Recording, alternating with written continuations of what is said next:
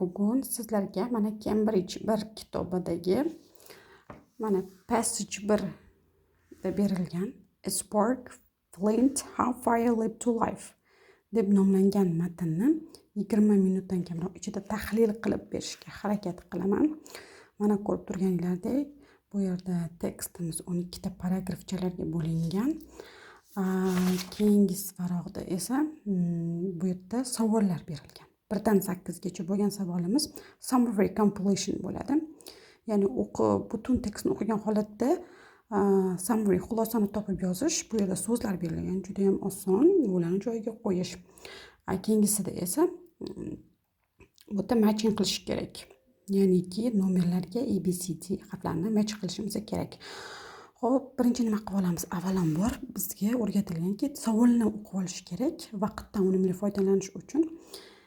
Ya'ni ko'rib turibsiz, bu yerda primitive societies deyapti. Ya'ni ibtidoiy jamoalar olovni qanaqa sovg'a sifatida qabul qilishgan?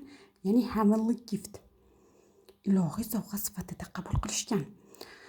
Va endi keyingisiga o'tadigan bo'lsak, ular harakat qilishdiki, bu yerda juda ham oson mana so'zlar berilgan va juda ham chiroyli strukturani aytib ketaman.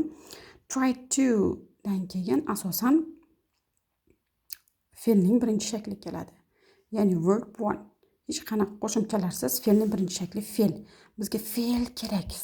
Fe'l grammatik jihatdan fe'l izlaymiz. Bu yerda значит fe'limiz percussion ot bu ana where bu ham sifatdosh bo'lish. Mana bu yerda preserve fe'li olishimiz mumkin yoki deb bo'lmasam smoke fe'llari to'g'ri keladi. Bu yerda esa make. Xo'p, o'sha 3 ta fe'ldan bittasini tanlash imkoniyatimiz bor. Hozir tekstga qaytamiz, yana o'shanda bilib olamiz va undan keyin nimadir qilishdi. Ular harakat qilishdi, yonib turayotgan o'sha daraxtni, xoddasini nimadir qilishga yoki ko'mirini va nima? Ular qila olardi o'zlari fayr. Ya'ni o'zlari olov qila olarmidi, yoqa olarmidi? O'sha yoqa oladigan bo'lishiga qaramasdan bizga bog'lovchi so'z kerak. Bog'lovchilardan qaysi bir ishlim despite bo'lishi mumkin. Hozir u ham yoki unaware, ya'ni bilmasdan bexabardor bo'lganligiga qaramasdan yoki bexabardor bo'lganligi uchun, to'g'rimi, sababli balkim olib yurishgandir. Hozir ko'ramiz. Yoki despite yoki unaware bo'lishi mumkin yoki lacking tushishi mumkin bu yerda. Tezda bu yoqda tekstga qaytamiz. Xo'p, ketdik. Xo'p, bu kirish qismi hisoblanadi. Bu yerda mana birinchi paragrafimiz boshlangan. The early man degan primitive society-ga to'g'ri keladigan so'z. Ya'ni o'sha primitive society, ibtidoiy va eski o'sha zamonda yashagan insonlar, ya'ni ularga olov qanaqa gift edi? Mana xuddi shunday. Divine gift. Bu berilganda u yoqda divine, bu heavenly gift. Da berilganida u momentdan qaraydigan bo'lsak, unable to make. Chunki nega? Ular olov qila olmaganligi sababli mana o'zlari olov qila olmagan, bexabar bo'lishgan. Ya'ni bu unaware so'ziga to'g'ri keladi. Unaware. Bu savol ichidagi unaware ga va javobni topa olamiz. The earliest people, mana probably bo'lishi kerak mana shu so'zimiz. Распечаткада spelling mistake. Va mana olovni nima qilishdi va ehtimol ular nima qilgan deb saqlagan. Nima qilishgan? Ular sekin yonib qo'yib olovni saqlashgan. Saqlagan fe'li bizda o'shanga sinonim fe'l bor. Mana preserve. Nima qildi? Harakat qildi. Nima qilishga? Saqlashga. Preserve.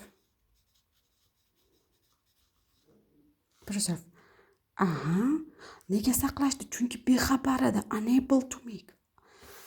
Bexabar mana unaware. Buni ham o'chirib qo'yamiz. Unaware ketdik. Unaware. Xo'p, endi va shunaqa deb taxmin qilishadiki, ya'ni birinchi o'sha odamzod tomonidan yaratilgan olovlar, ya'ni ular paydo bo'lindiki nimadir orqali yoki bo'lmasam tashkil qilindi, nimadir orqali olov, odamzod tomonidan qilingan birinchi olov. Bu yerda mana qachon va qayerdaligi, o'rgandi odamzod deganligi bu noma'lum ekan. balki ehtimol deyapti. Bu ikkinchi ixtirodir, undan oldin ham qilingandir, lekin aniq emas, hech kim bilmaydi. Qattan, to'satdan deyapti. To'satdan qildi. Значит, bu ikkinchi ixtiro deb ham qaralyapti va to'satdan qildi. O'sha olovni nima qilayotgan vaqtda o'zlariga qurol yarog'iga yasash operatsiyasini olib borayotgan vaqtda to'satdan olovni paydo qilgan ekan odamzod. To'satdan so'ziga sinonim so'z bu yerda by chance bo'ladi mana. By chance. By chance to'satdan produced qildi, yaratdi. Xo'p, keyingisi the very first fire lighting methods involved the creation of birinchilardan bo'lgan bu olov yoqishni texnikasi o'z ichiga nimanidir olar ekan, nimani asosida kelib chiqqan bu o'shani ko'ramiz va o'sha nimadir orqali deyapti. Va masalan deyapti, o'sha narsani topamizda, o'sha orqali, o'sha texnika orqali nimadir qilishgan. Tez nimanidir o'sha aytaylik yog'ochdan bo'lgan stikni, cho'pchani o'sha yerda dumaloq qazib qo'yib, uni tez aylantirish orqalimi, yoqish orqalimi, nima orqali ko'ramiz. First fire lighting deyapti. Xo'p, mana Mametdan ketamiz. Ilmiy olimlarning izlanishlar kuzatishda shuni taklif qiladiki, mana first eng birinchilardan bo'lgan texnika metod bu nima orqali, mana through degan orqali, nima orqali, friction, ya'ni ishqalash. Friction degan so'zimiz bor, ya'ni creation of frictionga, friction ishqalash bor ekan shu so'zni o'zi, mana friction.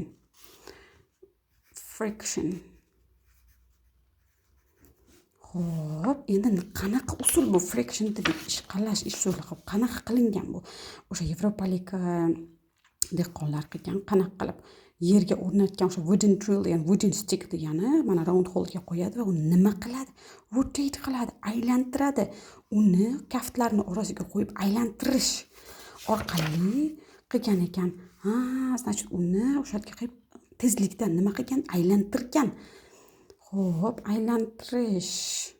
Bu yerda rotating, mana aylantirish, rapidly rotating degan so'z to'g'ri keladi. Rotating bu 5-chi. Xo'p, endi keyingisi use of something, nimanidir ishlatish orqali yoki deb bo'lmasam boshqa aytyapti, urchitish deyapti. O'sha mavjud bo'lgan toshlarni nimalarni bir-biriga urish orqali urchitish qanaqadir texnikasi tarqaldi Yevropa bo'ylab, boshqa odamlarning orasida ham, shuningdek mana xitoyliklar va yana qaysidir millat. Bizda ikkita nimamiz bor bu yerda, optionimiz yoki Mexicans bo'ladi yoki Eskimos. Xo'p, ko'ramiz qaysidir turi yoki metodni ko'rib ketamiz bu yerda. Xo'p, endi mana bu yerda qadimgi gretsiyalik linza ishlatganlik haqida aytyapti. Xo'p, linza bu yerda quyosh nurini tushirish orqali, yo'q, bu emas. Значит, bu meksikaliklar. Значит, meksikaliklar bu yerda ko'ryapmiz linzalarni deyapti. Endi bu yerda xitoyliklar yo'q, faqat gretsiyaliklar bor. Endi keyingi metodimiz bu mana percussion, ya'ni urchitish, bir-biriga toshlarni bir-biriga urchitish orqali qilinadigan olov metodi, texnikasi. Mana shu haqida mana ketyapti. Ular shu tosh davridan beri kashf qilinganligi, mana urchitish toshlarni, chaqmoq toshni bir-biriga urchitish orqali nima uchqunlar va uchqundan olov chiqqanligi haqida aytilyapti. Va bu yerda juda ham bu texnika popular, efficient bo'lgan, samarali bo'lgan.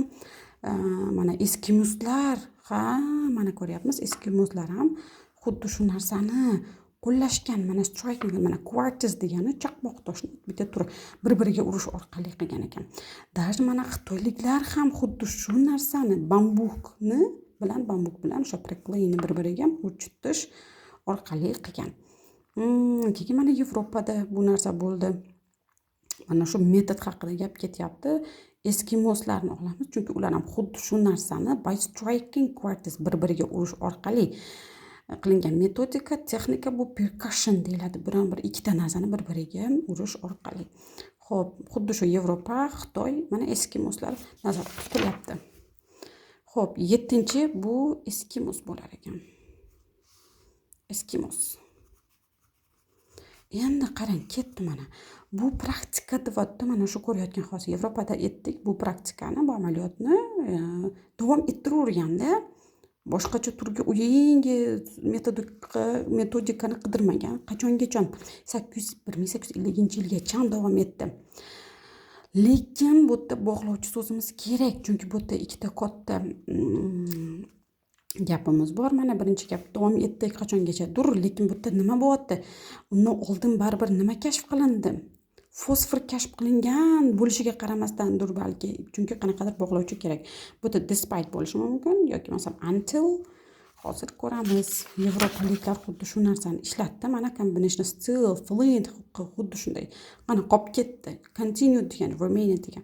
Nimasi to'xta? Until.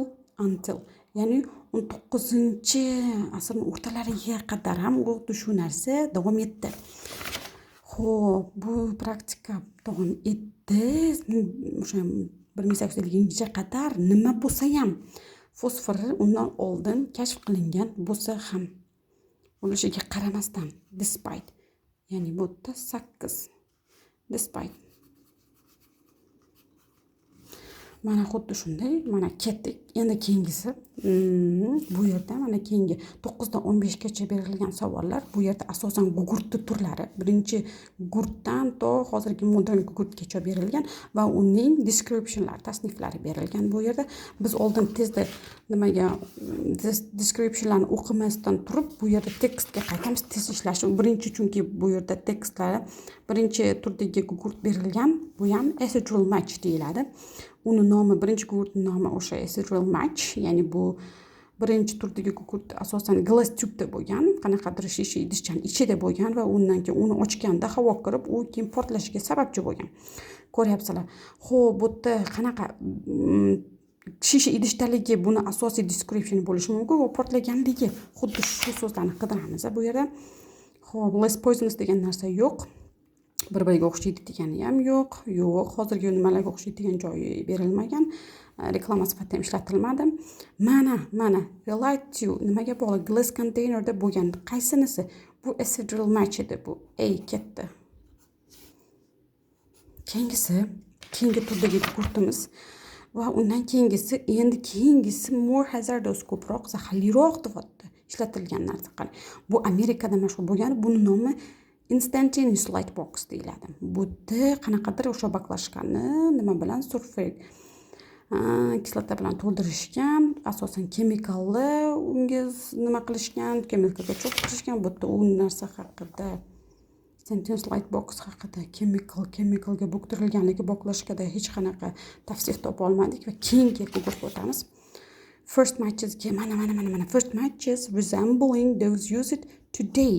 Bugungi kunga o'xshaydigan bo'lgan o'sha birinchi, ya'ni gugurtlar deyapti, John Walker tomonidan yaratilgan. Bugungi kunga o'xshaydigan gugurtlar asosan John Walker tomonidan 1827-yilda yaratilgan va bu narsa, bu formula nimadan olingan? Military rocket marker called. O'sha Congreve deb nomlangan bu gugurtning nomi va bu yerda nimada ishlatilgan? O'sha armiyada ishlab yurgan, o'sha armiyani kelgan tavsifidan qilinib kashf qilgan bu narsani mana Congreve bugungi kundagiga o'xshaydi deyapti. Mana first look to modern, bu mana Congreve. O'shaning uchun bu yerda nimani belgilaymiz? Bugungi kunga o'xshaydigan degan uchun Congreveni belgilaymiz. Advertising bo'lmadi, illness previous type bo'lmadi, o'xshadi. Mana made of army design. Haqiqatdan militaryda ishlab yurgan odam o'sha yerdan kelib chiqqan dizaynni o'sha qanaqadir o'xshash taraflari bo'lganligi uchun armiya dizaynining yordami asosida, ya'ni armiya dizaynini kashf qilgan odamning yordami asosida kelib chiqqanligi uchun ham mana shu Congreveni olamiz. Xo'p, keyingisi Congreve haqida ketdik. Keyingisi Walker. Endi qarang, o'sha Congreveni kashf qilgan gugurtning asoschisi Walker, ya'ni bu narsani patentlamagan, o'zining ixtirosini, va undan keyin bu narsani kopi qildi kim? Samuel Jones kopi qildi xuddi o'sha narsani. Ya'ni xuddi o'shani ko'rinishidagina gugurtni nimasini, strukturasini kopi qilib oldi va uni Lucifer deb faqatgina nomini o'zgartirdi. Mana значит bu copy qilindi degani o'sha o'xshashligi identical previous type of match. Mana xuddi shu. Buning nomi nima edi? Lucifer edi. O'shaning uchun D qilamiz botiga. Lucifer. Ketdik keyingisi.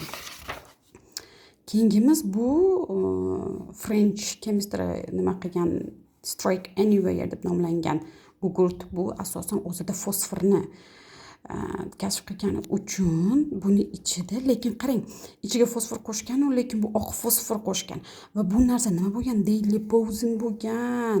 Juda ham nima zaharli, даже odam o'ldiradigan zahar bo'lgan. Bu oq fosfor hisoblanadi. Nekroz degan kasallikni olib ketgan, mana shunaqa disease bo'lgan. O'shaning uchun bu narsa banned bo'lgan, taqiqlangan. Va bu yerda mana o'sha o'limga olib keladigani berilgan, o'limga olib keladigani bu mana shu E varianti. E varianti ketdi. Xo'p, undan keyingisi bu yerda Lundstrom degan safety match bor. Endi bu safety deyapti, ya'ni xavfsiz. Nega xavfsiz va bu yerda non toksik bo'lgan anaqa fosfor ishlatilgan?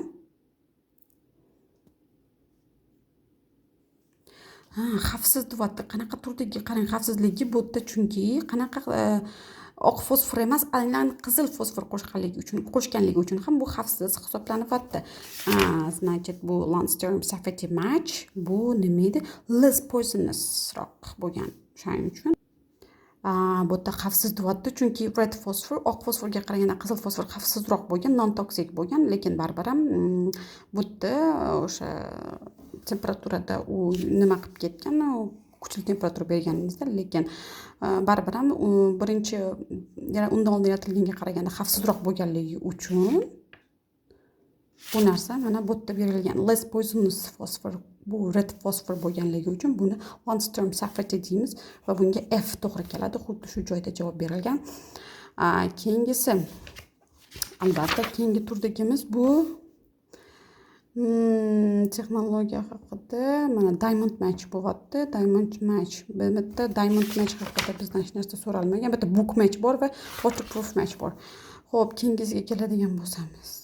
Bizda book match qidiramiz. Mana book matches bo'lyapti. Bular Pioneer o'sha Diamond Match kompaniyasi tomonidan birinchi ishlab chiqarilgan o'sha book matches bo'lgan. O'sha qog'ozchani kitobchaga o'xshagan bo'lgan. Innovatsiyani bo'tdi, yangi zamonaviy turdagisi bo'lgan. Undan tashqari advertisingni ham o'zida olib borgan, bu produktning ustida reklama ham ketgan. Ya'ni o'sha barni reklamasi ketganligi haqida aytilyapti. Mana book match bu yerda xo'sh. Mana advertising uchun ham ishlatilindi book match. G bo'ladi, o'sha joyda berilgan. Mana waterproof matchni bu yerda belgilab ketganmiz. Mana H. Mana qolganlar hammasi tayyor bo'ldi. That's all. Good luck.